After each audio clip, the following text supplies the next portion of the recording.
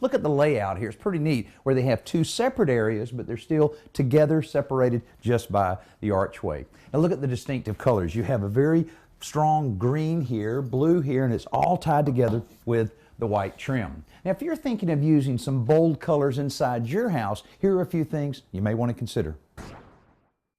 You know, the pink colors Aaron and Adam chose for that room were from the cooler side of the palette. These colors, the blues, the greens, and even the purples, tend to have a more calming influence. And that was probably a really good idea for the bedroom where the two little boys live and play. For entertaining areas like the kitchen, the living room, or the den, you might want something a little more active and upbeat. And in that case, you might want to choose the yellows, the oranges, or even red to make a good choice for those rooms. Now, the neutral colors and the lighter colors in general tend to be ones that will open up small spaces, but they also work to blend different areas well together.